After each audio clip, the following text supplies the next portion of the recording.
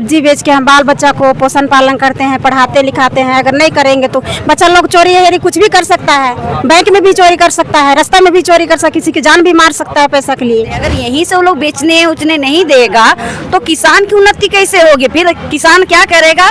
अपने अपने बंजर खेत में जाएगा, आत्महत्या करेगा। और यहाँ पर जो स्मार्ट सिटी बनाने की बात होती है, अरे स्मार्ट सिटी का है कि पहले उसका पेट भरण पोषण करना भाई, उसके बाद में स्मार्ट सिटी का सोचना। जो खेत बाड़ी अगर लोन नहीं चुकाएंगे तो अपना खेत बाड़ी बेचना पड़ेगा, खेत बाड़ी बेचेंगे उसके बाद में कमाएंगे कहाँ, खाएंगे क्या चीज हम लोग? लेकिन वो कुछ भी कानूनी प्रक्रिया को फॉलो नहीं करके ये गैर कानूनी तरीके से अच्छा खासा दलबल में आ रहे हैं और सीधा अपने ट्रक में सामान उठा करके लेकर के जा रहे हैं। हम ये कोर्ट की ऑर्डर दिखा रहे हैं इनको और इनके पास कोई ऑर्डर है ही नहीं। हम इनसे मांग रहे हैं कि भाई अगर आप आए हैं हटाने के लिए तो आप किसके आदेश पे आए हैं? ये कहते हैं मौखिक आदेश पे आए हैं। तो हमारे देश का संविधान मौखिक आदेश पर चलेगा क्या? आप इनके लिए देखिए ये सुप्रीम कोर्ट का ऑर्डर भी लेकर के आए हुए हैं, लेकिन ये हर चीज को दरकिनार करते हुए कुछ भी ना देखना चाह रहे ना सुनना चाह रहे, कह रहे हम कुछ नहीं मानेंगे। मंशा इनकी तो साफ है कि इनको अतिक्रमण के नाम पे सिर्फ फुटपाथ दुकान दिखाई दे रहे हैं और इनको पूरे तरीके से मतलब शहर साफ करने के नाम पे इनको फुटपाथ दुकानदारों को साफ करना है। इनके हिसाब से गंदगी फैलाने वाला सिर्फ फुटपाथ दुकानदार है, नगर निगम का इसमें कहीं कुछ नहीं है। गैर कानूनी तरीके से नगर निगम अपने हाथ में सब कुछ लेकर के और इन पर प्रक्रिया कर रहा है। हमने रैली निकाल लिया, हमने इन सबको आवेदन अपना दे दिया, हमने सबको अपना रिप्रेजेंटेशन दिया हुआ है जिसकी कॉपी हमारे पास है।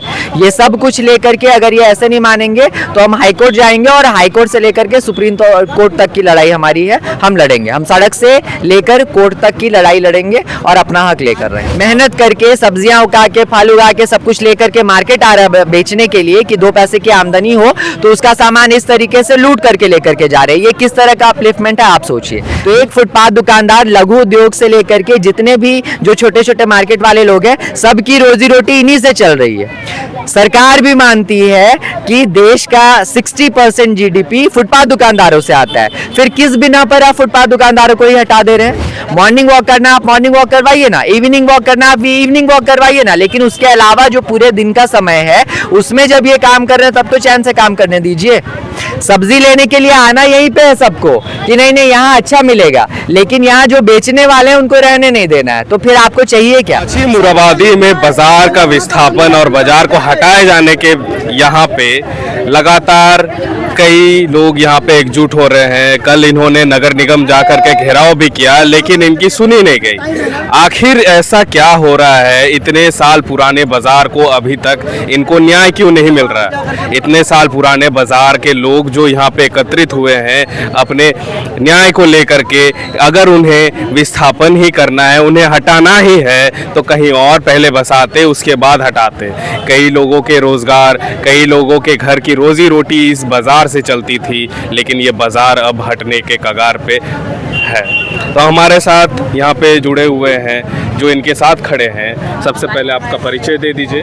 मेरा नाम विकास वर्मा है। हम इंडियन हॉकर्स अलायंस के साथ काम कर रहे हैं। पूरे देश में हम स्ट्रीट वेंडर के मुद्दों पर कानूनी लड़ाई लड़ते हैं। हम स्ट्रीट वेंडर के लिए सड़क से लेकर के संसद तक की लड़ाई लड़ रहे हैं। हम इनके साथ ही काम करते हैं सारा जी। तो जितने लोग यहाँ पे हैं इनके लिए आप किस तरीके से खड़े हैं? देखिए, आपने जैसे शुरुआत में ही कहा, मुराबादी बाजार कोई अभी नया नवेला नहीं है, ये सालों पुराना बाजार है और 2014 के कानून के तहत वैसे भी ये प्रावधान था कि इनको तरीके से व्यवस्था देनी थी और जो इतना पुराना बाजार है उसको ऐतिहासिक मार्केट के तौर पे संरक्षित करना था, सुरक्षित करना था। सुरक्षा तो बहुत दूर की बात है। मुराबादी बाजार इसलिए फेमस है क्योंकि यहाँ ताज़ी हरी सब्जियाँ, फल वगैरह मिलते हैं, क्योंकि यहाँ पर किसान आकर के सप्ताह में 2 बार बुधवार और शनिवार को मार्केट लगाते हैं, इसीलिए ये फेमस है सबसे ज़्यादा। अब जो किसान बाहर से दूर दूर से यहाँ पर ताज़ी चीज़ें लेकर के आ रहे हैं, नगर निगम इनको बेदखल करे जा रहा है, इनके साथ गैर कानूनी बर्ताव कर रहा है, कानून का उल्लंघन कर रहा है। क्योंकि 2014 स्ट्रीट वेंडर एक्ट के तहत 2017 का यहाँ का स्कीम बना हुआ है झारखंड का, जिसके तहत अगर किसी भी वेंडर को हटाना है तो हटाने के 30 दिन पहले नोटिस देना अनिवार्य है। और सिर्फ नोटिस ही नहीं, जब हटाने आएंगे उसके 48 घंटे पूर्व भी सूचना देना अनिवार्य है।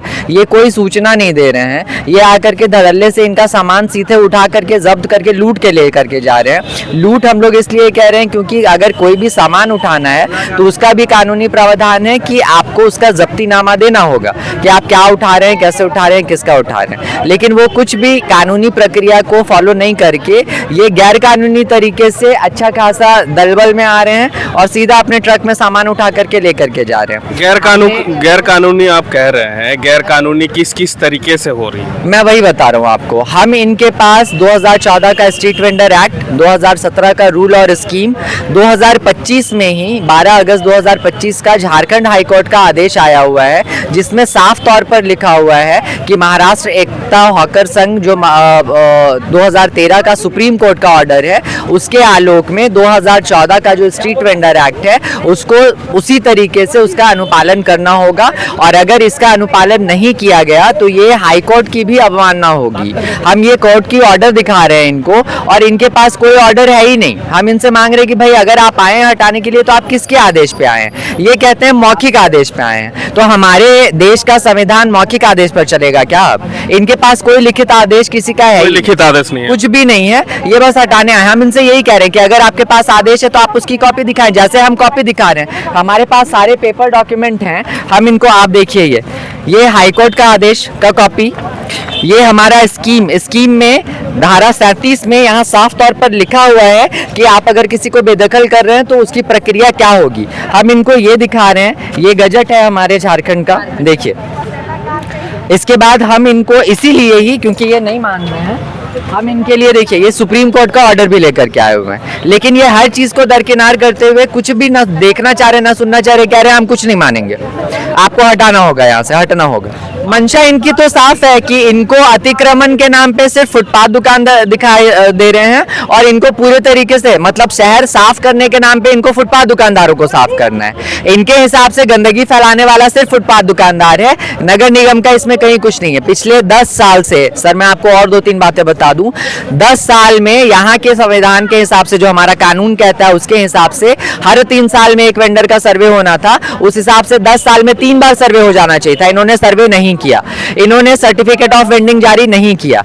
सर्वे करके सर्टिफिकेट ऑफ वेंडिंग जारी करके इनको टाउन वेंडिंग कमेटी का गठन करना था जो कि चुनावी प्रक्रिया से होना था। इन्होंने टाउन वेंडिंग कमेटी का गठन नहीं किया। टाउन वेंडिंग कमेटी एकमात्र बॉडी है जो स्ट्रीट वेंडर फुटपाथ दुकानदारों के मुद्दे पे कोई भी फैसला ले सकती है अपना एक मीटिंग करके, मगर ये उसको प्रक्रिया में ला ही नहीं रहे, ये कभी उसको एक्टिव ही नहीं कर रहे। ये मनमाने तरीके से, गैर कानूनी तरीके से नगर निगम अपने हाथ में सब कुछ लेकर के और इन पर प्रक्रिया कर रहा है। हमने रैली निकाल लिया, हमने इन सबको आवेदन अपना दे दिया, हमने इन सबको जितना ये कानून का कॉपी आप देख रहे हैं हमने सबको हर एक ऑफिसर तक पहुंचाया है, हर एक ऑफिशियल्स तक इनको पहुंचाया है, मिनिस्टर तक पहुंचाया है, जो भी हमारे से रिलेटेड जितने भी अथॉरिटीज हैं हमने सबको अपना रिप्रेजेंटेशन दिया हुआ है जिसकी कॉपी हमारे पास है।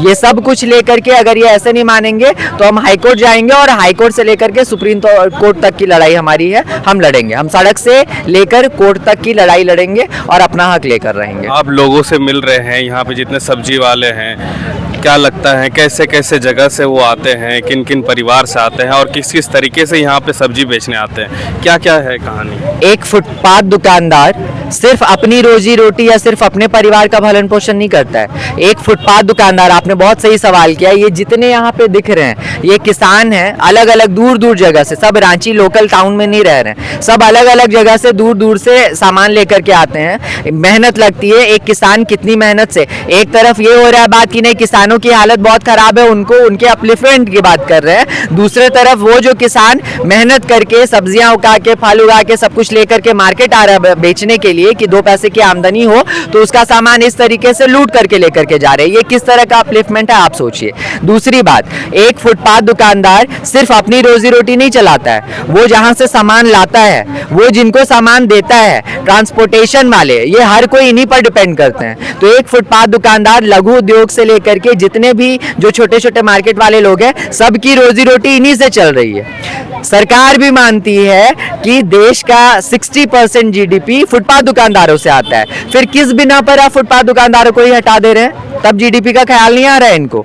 इनको वीआईपी ये कह रहे हैं कि ये मॉर्निंग वॉक इवनिंग वॉक के लिए ये जगह बनी हुई है। तो मॉर्निंग वॉक कब होता है? 10 बजे के बाद। इनका मॉर्निंग कब होता है वो मुझे बताएं कोई। मॉर्निंग वॉक करना आप मॉर्निंग वॉक करवाइए ना, इवनिंग वॉक करना आप इवनिंग वॉक करवाइए ना, लेकिन उसके अलावा जो पूरे दिन का समय है उसमें जब ये काम कर रहे हैं तब तो चैन से काम करने दीजिए। सब्जी लेने के लिए आना यहीं पे है सबको कि नहीं नहीं यहाँ अच्छा मिलेगा, लेकिन यहाँ जो बेचने वाले हैं उनको रहने नहीं देना है। तो फिर आपको चाहिए क्या? सब लोग क्या करेंगे? जितने जो निम्न स्तर के लोग हैं, जो मध्यम वर्ग के लोग हैं, हम जैसे जो लोग हैं, ये लोग सब मॉल जा करके तो सारी चीजें नहीं लेंगे। डिपेंड करते हैं फुटपाथ पे सर, हम लोग भी डिपेंड करते हैं फुटपाथ पे। अगर फुटपाथ पे दुकानदार ही नहीं रहेंगे तो कहाँ से सब चीजें पूरी होंगी, कहाँ से मिलेगा सब कुछ? तो ये बिल्कुल गैर कानूनी और बहुत ही खराब रवैया है नगर निगम का, जो सफाई के नाम पे, जो इनको ठीक करने के नाम पे इनको ही बर्बाद करने पर तुली हुई है। अगर देश भर में अगर ऐसी ही घटना होती रही तो किसानों का आखिर होगा क्या? जिस तरीके से आत्महत्या कर रहे हैं, ये शायद वही चाह रहे हैं कि किसान आत्महत्या करें और इनके जो बाल बच्चे हैं वो चोरी करें या बाकी सब। क्योंकि सर सिंपल सी बात है, अगर आप किसी को जीने नहीं देंगे, परिवार चलाने नहीं देंगे, कमाने नहीं देंगे, तो वो कैसे अपने बाल बच्चों को पढ़ाएगा लिखाएगा? कैसे वो सपना देखेगा कि नहीं वो अगर फुटपाथ दुकानदारी कर रहे हैं पर उनका बच्चा ऑफिसर बने, डॉक्टर बने, वकील बने, कैसे सोच पाएगा? क्योंकि वो पढ़ाने वाली क्षमता ही नहीं है, पैसा कमाने का मौका ही नहीं दे रहे हैं ये, तो कहां से कोई भी चीज करेगा? तो फिर तो हर हाल में गैर कानूनी हरकतों में ही वो जाएंगे।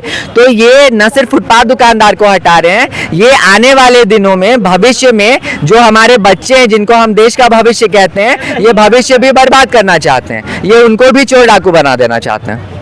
दीदी आप लोग बहुत दिनों से यहाँ पे हैं, बहुत दिनों से यहाँ पे रहते हुए भी आपने कई बार वहाँ जा कर के भी अपनी बातें रखी। क्या लगता है कि आपकी बातें सुनी जा रही है या फिर नहीं सुनी जा रही है? क्या क्या परेशानियाँ आपको आ रही है जब आप नहीं बेच पा रहे हैं? हम लोग का बात नहीं सुनते हैं और लोग सब्जी लगाते हैं, सब्जी को उठा के ले जाते हैं, कहते हैं कि यहाँ नहीं लगाना है, नहीं लगाना है, उसका सिवाय कुछ बातें नहीं बोलते हैं।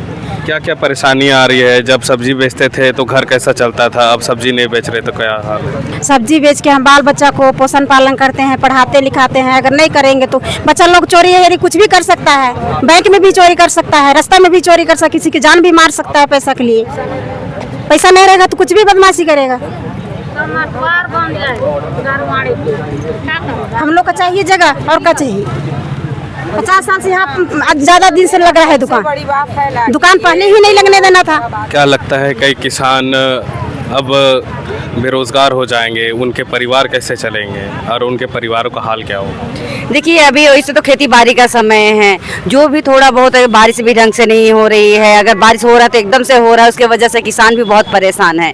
और जो थोड़ा बहुत बच रहा है उसको लेके मोराबादी जो मैदान का जो बाजार है वहाँ पे ला के अपना रोजी रोटी के लिए लोग सब इकट्ठा होते हैं और यहाँ अपना दुकानदारी करते हैं, ताकि अपने बच्चे के फीस हो गया, डॉक्टर जो दवाई होता है, जो जितने भी हमारे जरूरी तो नहीं है कि सब स्वस्थ हैं, अपने तबीयत खराब रहते हुए भी हमारे जितने भी वेंडर साथी हैं सब यहाँ उपस्थित होते हैं और उसमें उसी पैसे से अपना बच्चों का जो फीस होता है वो देते हैं, अपना खाना है जो भी है, घर का राशन दाल चावल सब चीज़ है, वो सब चीज़ यही मोराबादी मैदान से ही लोग कमा के जो भी 200-400 है उसी में अपना घर चलाते हैं ये लोग।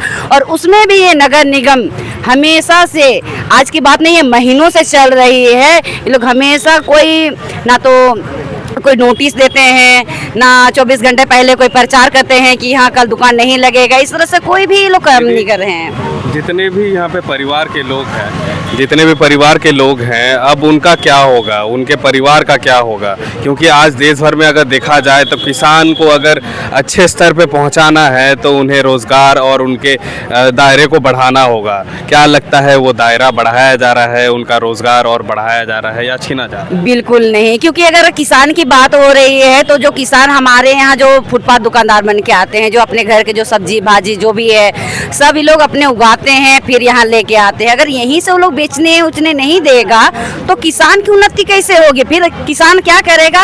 अपने अपने बंजर खेत में जाएगा, आत्महत्या करेगा। कि नगर निगम जो पीएम स्वनिधि का जो लोन दिया है, हम जितने फुटपाथ दुकानदारों को दिया है, अगर यहाँ सब्जी दुकान लगाने नहीं दिया जाएगा तो हम लोग लोन का पैसा भरेंगे कहाँ से? हम लोग पीएम स्वनिधि के जो 20,000, पहले तो 10,000 दिया, फिर 20,000 दिया, फिर 50,000 दिया, फिर 1 लाख दिया, उसका जो हम लोगों को लोन दिया है नगर निगम ने पीएम स्वनिधि के नाम पे, वो पैसा हम लोग कहाँ से चुकाएंगे?